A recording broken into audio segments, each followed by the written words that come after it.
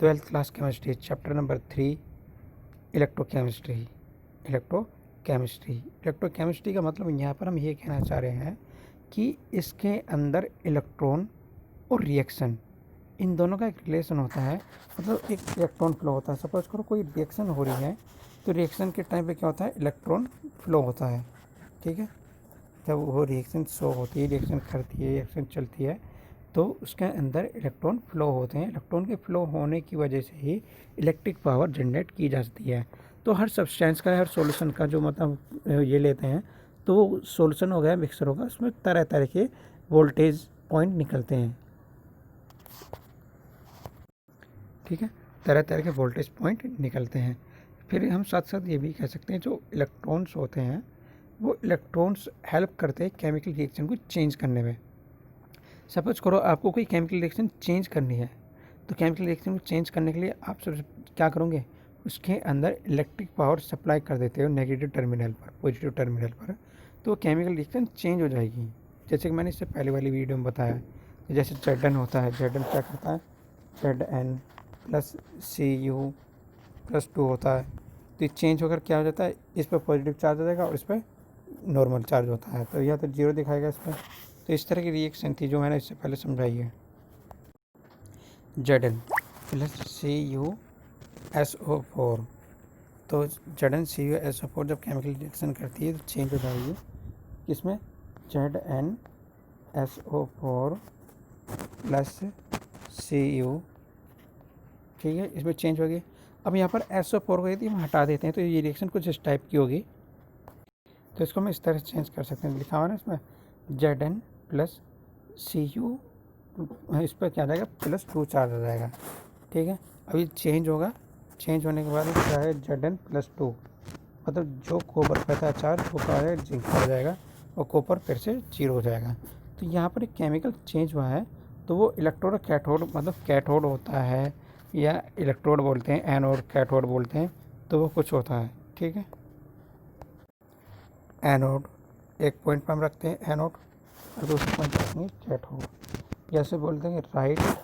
ठीक है, अब मैं यहाँ पर लेफ़्ट और राइट बोलूँगा तो लेफ़्ट और राइट का मतलब समझ जाना कि एनोड और कैथोड। ठीक है, तो दोबारा बोलना चाहता हूँ, we keep anode on the cathode right while representing galvanic cell. Galvanic cell में क्या करते हैं कि anode on, cathode on right side, मतलब यहाँ पर एनोड जो होता है वो लेफ़्ट साइड में आता है। कहाँ आएगा, लेफ़्ट साइड में। ठीक है, तो यहाँ पर लेफ़्ट साइड में जाएगा और कैथोड कहाँ आएगा, राइट साइड। अब उसमें हम वोल्टेज डिफरेंस भी लेते हैं। ठीक है, वोल्टेज डिफरेंस लेंगे तो क्या करते हैं, तो इलेक्ट्रोड सॉल्यूशन बोलते हैं, इलेक्ट्रोलाइट सॉल्यूशन बोल देंगे, putting in double in vertical line रखेंगे और उसको कनेक्टेड कर देंगे। कनेक्टेड करने के बाद में फिर उसके अंदर साल्ट ब्रिज भी लगाते हैं और साल्ट ब्रिज लगाने के बाद एक पॉजिटिव टर्मिनल आएगा और एक टर्मिनल आएगा नेगेटिव। ठीक है, तो जैसे कि डायग्राम दिखाएगा, कुछ इक्वेशन दिखाएगी, वो देखो।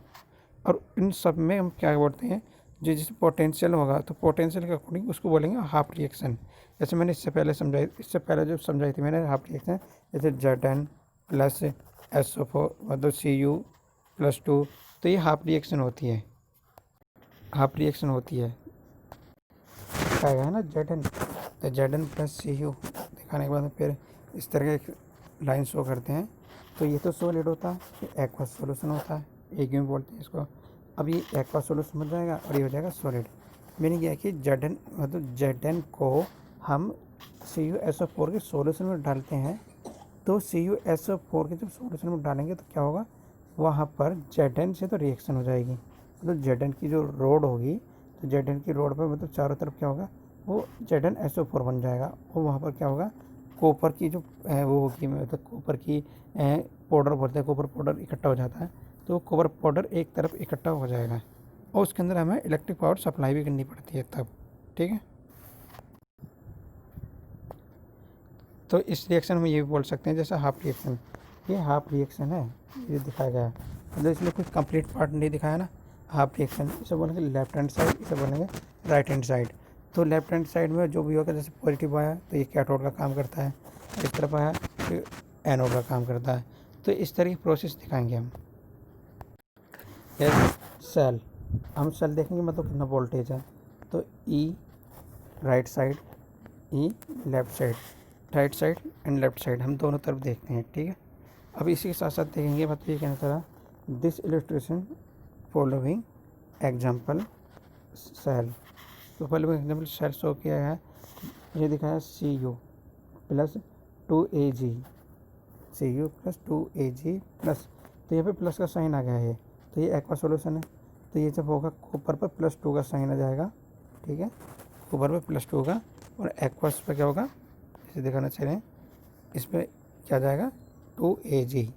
तो यहाँ पर जो था मतलब इस पर कौन सा चार्ज था, यहाँ पर 0 चार्ज था, 0 चार्ज से यहाँ कितना हो गया पॉजिटिव, यहाँ पर इस पर कितना था 0, 0 से कितना आ गया इसमें, मतलब यहाँ पर पॉजिटिव था, पॉजिटिव कितना हो गया 0, मतलब चेंज हुआ है। इसको हम हाफ सेल रिएक्शन बोलते हैं। क्या बोलते हैं इसको, हाफ सेल रिएक्शन। तो यहाँ देखा है half cell reaction, cathode reduction, cathode reduction.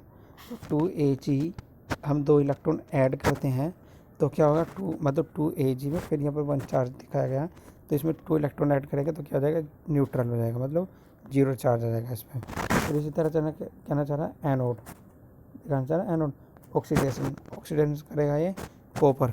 तो कॉपर क्या करता है, यहाँ पर कॉपर न्यूट्रल दिखाया गया 0 दिखाया गया, और यहाँ पर +2 कर दिया और यहाँ पे इलेक्ट्रॉन ले लिए, तो क्या होता है न्यूट्रल से ही चार्ज चेंज हो जाता है। अब इन दोनों क्या करते हैं ऐड करते हैं, मतलब ये भी हाफ रिएक्शन है और ये भी हाफ रिएक्शन है, इन दोनों हाफ रिएक्शन को हम ऐड करते हैं, जिससे हाफ रिएक्शन 1 हाफ रिएक्शन 2 बोल देंगे। और इस तरह से हाफ रिएक्शन के बोलने के बाद अब कैथोड एनोड ये सब रिप्रेजेंट करना होगा, ठीक है। जो एनोड पे हुआ है वो उसको अलग रखेंगे, जो कैथोड पे हुआ उसको अलग रखेंगे। कैथोड पे कौन सी रिएक्शन हुई है, कैथोड पे रिएक्शन हुई है 2Ag, ठीक है, और वो कन्वर्ट हुआ टू मतलब जो 2Ag प्लस फिर आया +2 इलेक्ट्रॉन दिखाया ना ये रिएक्शन, तो इस रिएक्शन को क्या बोलेंगे एनोड। अब एनोड पे क्या रखेंगे, एनोड पे देखो इसको यहाँ करके रखेंगे, जो एनोड आता है ये पोर्शन यहाँ रखते हैं, ठीक है। कैथोड है, फिर देखो ये तो कैथोड रिएक्शन होगी एनोड, मतलब एनोड हम पहले दिखाएंगे कैथोड को बाद में। तो हम यहाँ पर जो कैथोड रिडक्शन है उसको तो दिखाएंगे हम बाद में, कैथोड जो होगी इसको हम लिखेंगे बाद में, ठीक है, ये बाद दिखाया। और जो एनोड है ऑक्सीडेशन है उसको दिखाएंगे स्टार्टिंग में। तो Cu दिखाया ना, Cu सॉलिड, ये चेंज किस में हुआ एक्वा सॉल्यूशन में, तो सॉलिड से एक्वा सॉल्यूशन चेंज हुआ, तो यहाँ पर डबल लाइन आ जाती है इस तरह से, ठीक है। तो जो एक्वा सॉल्यूशन है उसको हम क्या करते हैं ब्रैकेट के अंदर बंद करके रखते हैं। तो यहाँ भी एक्वा सॉल्यूशन है Ag का, दिखाया ना Ag का एक्वा सॉल्यूशन कैथोड पर, तो ये चेंज हो गया किसमें Ag में, सॉलिड में चेंज हो गया, तो एक्वा सॉल्यूशन के लिए इस तरह रखते हैं।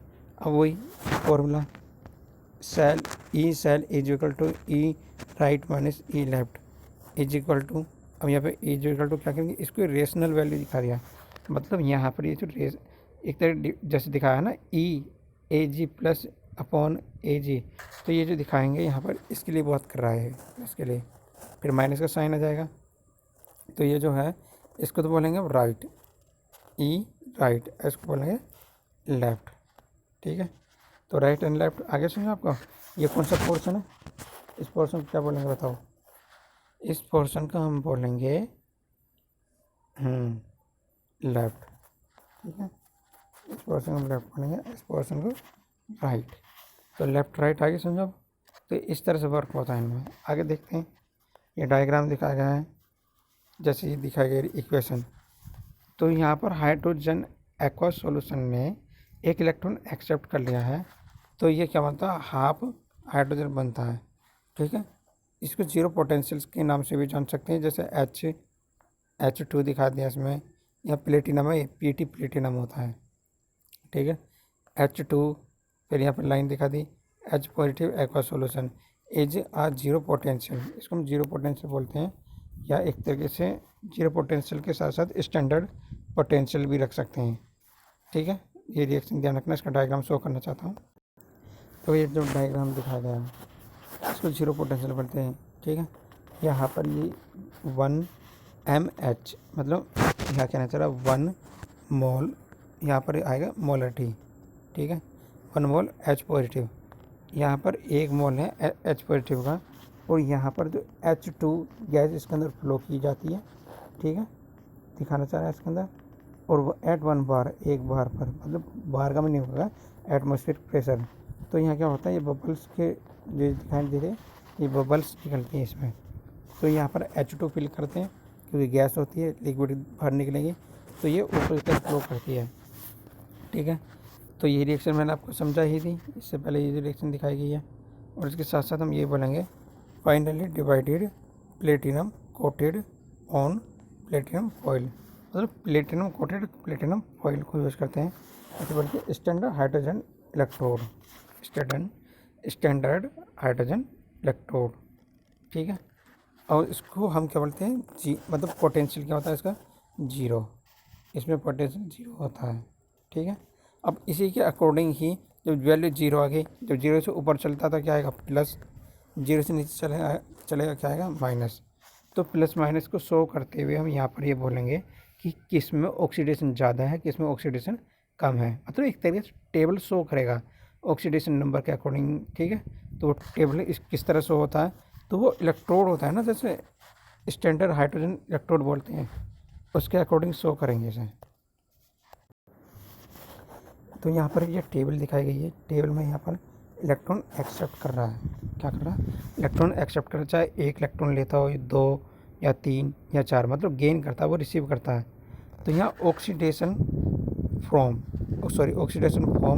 ऑक्सीडेशन जब इलेक्ट्रॉन एक्सेप्ट करता है तो वो होता है रिडक्शन। रिडक्शन को हम क्या बोलते हैं, पॉजिटिव, ऑक्सीडेशन को नेगेटिव, ठीक है। तो यहाँ पर रिएक्शन दिखाई जा रही है, तो ये एक नेगेटिव है, क्या है ये वैल्यू, नेगेटिव। तो यहाँ पर नेगेटिव, तो इस तरह से ये आप अपने बुक के अंदर देखोगे, तो ये एक डायग्राम फ्लो होता है। तो इसमें क्या बोलेगा, एक तरह increase strength of oxidising agent, मतलब ऑक्सीडाइजिंग एजेंट की जो स्ट्रेंथ है वो क्या होगी, इंक्रीज होगी, नीचे से ऊपर की तरफ, नीचे से ऊपर की तरफ। अब नीचे से ऊपर की तरफ ऑक्सीडाइजिंग एजेंट इंक्रीज हो रहा है, तो नीचे से ऊपर की तरफ जब जाएंगे तब तो इंक्रीज हो रहा है, और ऊपर से नीचे की तरफ आएंगे क्या होगा, डिक्रीज, ठीक है। अब डिक्रीज होने के साथ अब इसको अपोजिट बोल सकते हैं, तो नीचे की तरफ जाएगा, ये कहना चाह रहा है इंक्रीज स्ट्रेंथ रिड्यूसिंग एजेंट। तो नीचे की तरफ जाने पर रिड्यूसिंग एजेंट की क्या होती है, इंक्रीज होती है, क्या होती है, इंक्रीज, ठीक है। तो ये पॉइंट ध्यान रखना। और ये टेबल को आप 2 बार देखोगे तो आपको समझ आ जाएगा। नेक्स्ट टाइम इस टेबल को बनाने का मैं एक बेसिक फंडा बताऊंगा आपको, ठीक है, ओके।